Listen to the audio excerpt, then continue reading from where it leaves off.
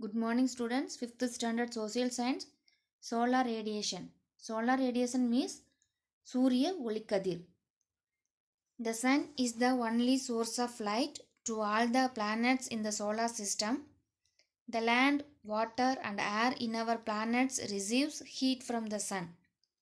The earth receives heat energy from the sun in the form of radiation. It is called solar system. அதாவது இந்த sun is the only source of light to all the planets இந்த solar system அப்படின்னா solar systems இருக்கிற எல்லா பிளானட்ஸுக்குமே light எதுலேருந்து கிடைக்குது அப்படின்னா சன்னிலிருந்து தான் கிடைக்குது அப்படின்னு சொல்கிறாங்க. லைட் அப்படின்னா வெளிச்சம். The land, water and air in our planets receives heat from the sun. அதாவது நம்ம பிளானட் எர்த்தில் லேண்டு, வாட்டர், ஏர் இதுக்கெல்லாம் ஹீட் எங்கேருந்து கிடைக்குது அப்படின்னா சன்னிட்டிருந்து தான் கிடைக்குது அப்படின்னு சொல்கிறாங்க. The earth receives heat energy from the sun in the form of radiation. அதாவது ஹீட் எனர்ஜி, வெப்ப ஆற்றல், எர்த்துக்கு தேவையான வெப்ப ஆற்றல் எங்கேருந்து கிடைக்குது அப்படின்னா சன்னிட்டிருந்து கிடைக்குது. அந்த ஃபார்மெட்டு தான் என்ன சொல்கிறாங்கன்னா ரேடியேஷன், கதிர்வீச்சு அப்படின்னு சொல்கிறாங்க. It is called solar radiation, ஒளி கதிர்வீச்சு அப்படின்னு சொல்கிறாங்க. வெப்ப ஒளி கதிர்வீச்சு அப்படின்னு சொல்கிறாங்க. The greenhouse effect. Sunlight falling on the earth is reflected. அதாவது சன்னிட்டிருந்து வர சூரிய ஒளிக்கதிர் பூமி மேலே பட்டு அது திரும்பவும் ரெஃப்ளெக்ட் ஆகுது அப்படின்னு சொல்கிறாங்க. CO2 and other gases in the atmosphere trap heat keeping the earth warm. அதாவது CO2 அப்படின்னா கார்பன் டை ஆக்சைடு. அதாவது நம்ம அட்மாஸ்பியரில் நிறைய கேஸஸ் இருக்குன்னு ஆல்ரெடி நம்ம லேர்ன் பண்ணியிருக்கோம். இப்போ அதில் இருக்கிற CO2 அப்படின்னா carbon dioxide and other gases வந்து அட்மாஸ்பியரில் அந்த ஹீட்டை ட்ராப் பண்ணி வச்சுருக்கு. அதனால தான் நம்ம எர்த்து எப்படி இருக்குது, எப்போவுமே ஹீட்டாக இருக்குது அப்படின்னு சொல்கிறாங்க. இந்த கேஸஸ் எல்லாம் அதிகமாக போது ஹீட்டு அதிகமாகி நம்ம உயிர் வாழ முடியாத அளவுக்கு மாறிடும். ஸோ அதனால தான் அந்த ஹீட்டு வந்து ஒரு நார்மலான டெம்பரேச்சரில் இருக்கிற மாதிரியே தான் வச்சுருக்கோம் அப்படின்னு சொல்கிறாங்க. Next elements of climate. அதாவது கிளைமேட்டோடைய வகைகள் என்ன அப்படின்னு சொல்கிறாங்க. கிளைமேட்டோட எலமெண்ட்ஸ் அப்படின்னா அடிப்படை வகைகள்: temperature, pressure, wind, clouds, rainfall.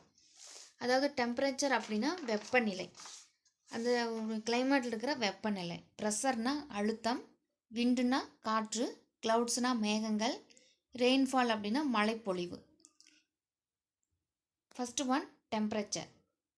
land, convection, water, convection, atmosphere, terrestrial radiation. The earth has the capacity to reflect the sun's rays. The temperature is not same everywhere. அதாவது அந்த earth has a capacity of reflect the sunrays. அந்த சன்ரைஸை வந்து எவ்வளோ தூரம் அதை race பண்ண முடியும் அப்படிங்கிறது தான் அந்தளவுக்கு தான் கெப்பாசிட்டி இருக்குது நம்ம எர்த்துக்கு அப்படின்னு சொல்கிறாங்க. இந்த டெம்பரேச்சர் வந்து எல்லா இடத்துலையும் சேமாக இருக்கிறது கிடையாது, ஒவ்வொரு இடத்துக்கும் சேஞ்ச் ஆகும். The temperature is not same everywhere. எப்போதுமே இந்த டெம்பரேச்சர் சேமாக இருக்காது. Latitude, altitude, distance from the sun, sea, position of the mountains.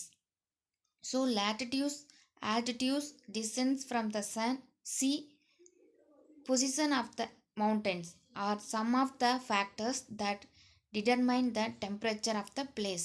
அதாவது இந்த பிளேஸ் எல்லாம் பார்த்தீங்கன்னா மவுண்டன் டெம்பரேச்சர் வந்து சேஞ்ச் ஆகிட்டு தான் இருக்கும் அப்படின்னு சொல்கிறாங்க.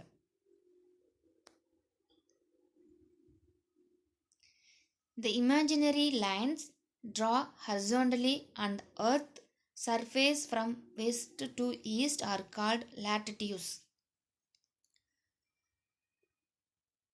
The imaginary lines drawn vertically on the earth surface from north to south are called longitudes. Latitudes and longitudes help us to locate a place correctly. அதாவது latitudes அப்படின்னா அச்சரேகை, லாங்டியூஸ் அப்படின்னா தீர்க்கரேகை அப்படின்னு சொல்லுவாங்க. ஸோ இந்த ரெண்டும் என்ன நமக்கு யூஸ் ஆகுது அப்படின்னா, ஒரு பிளேஸ் வந்து எப்படி எங்கே வந்து கரெக்டாக லொக்கேட் ஆகிருக்கு, அதாவது எங்கே அமைஞ்சிருக்குன்னு கரெக்டாக நம்ம மென்ஷன் பண்ணுறதுக்கு தான் இந்த லேட்டிடியூஸும் லாங்கிடியூஸும் யூஸ் ஆகுது அப்படின்னு சொல்கிறாங்க. ஹீட் ஜோன் ஆஃப் த அர்த், அதாவது பூமியில் இருக்கிற ஹீட் ஜோன்ஸ்.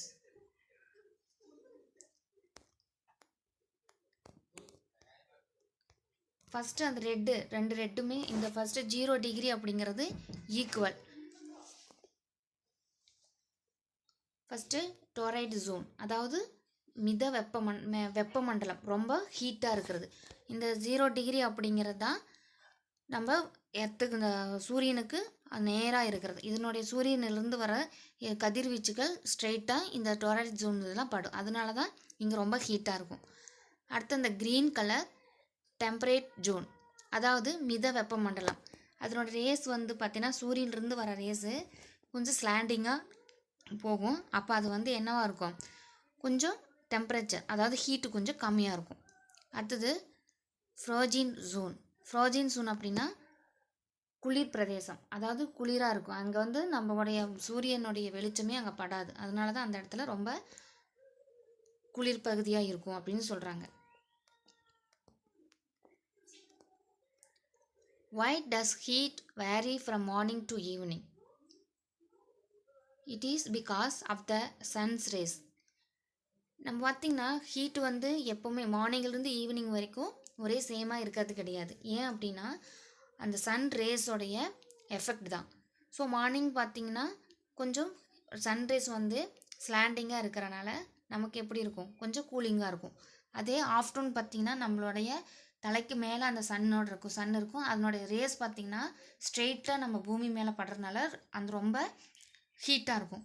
அதே ஆஃப்டர்நூன் ஈவினிங் பார்த்திங்கன்னா அதனுடைய ரேஸ் என்னாகும், ரொம்ப ஸ்லாண்டிங்காக ஆகிறனால தான் அதனால் ஹீட்டு கம்மியாக இருக்குது. ஸோ ஒவ்வொரு டைமுக்கும் அதனுடைய சன் ரேஸோடைய ஹீட்டு சேஞ்ச் ஆகிக்கிட்டு தான் இருக்கும் அப்படின்னு சொல்கிறாங்க. The land is divided into various heat zones according to the fall of sun's rays on the surface of the earth. இந்த லேண்ட் வந்து டிவைட் ஆகிருக்கு ஒவ்வொரு வேரியஸாக. என்னன்னா அந்த ஹீட் ஜோன் அப்படின்னா வெப்ப பகுதிகள் வந்து ஒவ்வொன்றுக்கும் லேண்ட் வந்து டிவைட் ஆகிருக்கு. ஏன் அப்படின்னா அந்த சன் ரேஸ் விழுறதை வச்சு அந்த எர்த்தை வந்து டிவைட் பண்ணியிருக்காங்க. எர்த்தில் இருக்கிற லேண்டை டிவைட் பண்ணியிருக்காங்க. அதுதான் நம்ம மேலே பார்த்தது. The zone between Tropic of Cancer and Tropic of Capricorn is called Tropical of Dorite Zone, where the sun's rays fall vertically. அதாவது Tropic of Cancer அப்படின்னா கடக ரேகை, Tropic of Capricorn அப்படின்னா மகர ரேகை. அந்த ரெண்டும் சேர்ந்து தான் டோரைட் ஜோன் அப்படின்னு சொல்லுவாங்க. இந்த இதில் பார்த்தீங்கன்னா அந்த சன் ரேஸ் வந்து வெர்டிகலாக இருக்கும். வெர்டிகல் அப்படின்னா டோரைட் ஜோன் சொன்னோம் இல்லையா, இதுதான். இந்த 23 half Celsius north, 23.5 Celsius south, இந்த ரெண்டு டோரைட் ஜோன். இங்கே தான் வந்து சன் இருக்கும். இதில் வெர்டிகலினா ஸ்ட்ரெயிட்டாக வர்றது தான் டோரைட் ஜோன். அதனால தான் இங்கே ரெட்டாக இருக்குது, ஹீட்டும் அதிகமாக இருக்கும் அப்படின்னு சொல்கிறாங்க. நெக்ஸ்ட்டு இந்த zone between 23.5 degree north to 66.5 degree north latitudes and 23.5 degree south to 66.5 degree Celsius south latitudes which receives landing rays of the sun is called temperature zone. அதாவது இந்த ஈக்குவேட்டர், இந்த ஜீரோவுக்கு ஸ்ட்ரெயிட்டாக தான் நம்ம சன் இருக்குன்னு பார்த்துக்குவோம், இமேஜினரி. இந்த சன்னிலிருந்து போகிற ரேஸ் பார்த்திங்கன்னா 23.5 நார்த்து, 62.5 நார்த், இந்த எடைக்குள்ளே போகும்போது அது எப்படி இருக்குது, ஸ்லாண்டிங்காக போகிறனால தான் அதுக்கு டெம்பரேச்சர் ஜோன். அதாவது ரேஸ் வந்து கொஞ்சம் கம்மியாகும் போது மித வெப்பமாக இருக்கும் அப்படின்னு சொல்கிறாங்க. அடுத்தது இந்த zone which receive the extreme slanting rays of the sun and experiences extremely low temperature is called frozen zone. அதாவது இந்த 0 டிகிரிக்கு தான் நம்ம சன் இருக்குன்னு சொன்னோம் இல்லையா, இங்கேருந்து அதனுடைய சன் ரேஸ் அங்கே வந்து இங்கே 66.5 அந்த போகும்போது ஃபுல்லாக ஸ்லாண்டிங் ஆயிரும். அப்போ அந்த டெம்பரேச்சர் ரொம்ப குறைஞ்சி போயிடும். அதனால தான் இது வந்து ஃப்ரீசர் ஜோன் அப்படின்னு சொல்கிறோம். ஃப்ரீசர் ஜோன்னா குளிர் வெப்பம், அப்படி குளிர் மண்டலம் அப்படின்னு சொல்கிறாங்க. நெக்ஸ்ட்டு ப்ரெஷர்னா அழுத்தம் சொன்னோம் இல்லையா, அதுதான். when the temperature increases pressure decreases. and when the temperature decreases pressure increases. அதாவது எப்பெல்லாம் டெம்பரேச்சர் வந்து இன்க்ரீஸ் அதிகமாகுதோ அப்போ ப்ரெஷர் வந்து கம்மியாகும் அப்படின்னு சொல்கிறாங்க. எப்பெல்லாம் வந்து டெம்பரேச்சர் கம்மியாகுதோ அப்போ ப்ரெஷர் வந்து அதிகமாகும் அப்படின்னு சொல்கிறாங்க. இந்த ப்ரெஷரை நம்ம வந்து ஒவ்வொன்றுக்கும் மென்சர் பண்ணுறதுக்கும் இன்ஸ்ட்ருமெண்ட் இருக்குது. இதில் பற்றினா பாரோமீட்டர், இதுதான் வந்து பாரோமீட்டர்னு சொல்லுவாங்க. இது என்ன இன்ஸ்ட்ருமெண்ட் அப்படின்னா the instrument which is used to measure the pressure of the wind, barometer. அதாவது காற்று வீசும் திசையை, காற்று வீசும் வேகத்தை அளக்க உதவுதான் பாரோமீட்டர் அப்படின்னு சொல்கிறாங்க. the instrument which is used to measure the pressure of the wind, அதாவது காற்றில் எவ்வளோ அழுத்தம் இருக்குது அப்படின்னு சொல்கிறதான் வெப்ப காற்றுமானின்னு சொல்லுவாங்க. இதுதான் பாரோமீட்டர். அடுத்தது anemometer, the instrument which is used to measure the speed of the wind. இந்த மீட்டர் என்ன அப்படின்னா ஸ்பீடு, விண்டோடைய வேகம் எவ்வளோ இருக்குது அப்படிங்கிறத நம்ம மெஷர் பண்ணுறதுக்கு தான் இந்த இன்ஸ்ட்ருமெண்ட் யூஸ் பண்ணுறாங்க. அனிமோமீட்டர் அப்படிங்கிறதான் இந்த இன்ஸ்ட்ருமெண்ட்டோட நேம். இது வந்து விண்டு எவ்வளோ ஸ்பீடாக அடிக்குது, எவ்வளோ ஸ்பீடாக இருக்குது அப்படிங்கிறத மெஷர் பண்ணுறது. Next wind van.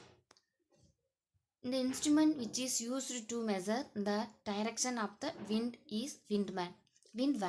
அதாவது இந்த இன்ஸ்ட்ருமெண்ட் எதுக்கு யூஸ் ஆகுதுன்னா காற்று எந்த திசையில் வீசுது அப்படிங்கிறத மெஷர் பண்ணுறதுக்கு தான் இந்த இன்ஸ்ட்ருமெண்ட்டை யூஸ் பண்ணுறாங்க.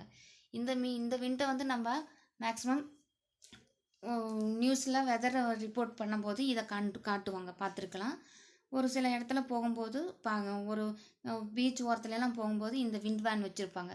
அப்போ அந்த விண்ட் வேன் எதுக்கு யூஸ் ஆகுது அப்படின்னா அந்த விண்டு வந்து அந்த காற்று எந்த டைரக்ஷன், எந்த திசையிலிருந்து வீசுது அப்படிங்கிறத மெஷர் பண்ணுறதுக்கு தான் இந்த விண்ட் வேனை யூஸ் பண்ணுறாங்க. Okay childrens, today homework write this barometer and anemometer and wind van. These three, write it. The instrument which is used to measure the pressure of the wind, barometer. The instrument which is used to measure the speed of the wind, anemometer. The instrument which is used to measure the direction of the wind is wind van. 3 only today homework. Okay children, we will see next class.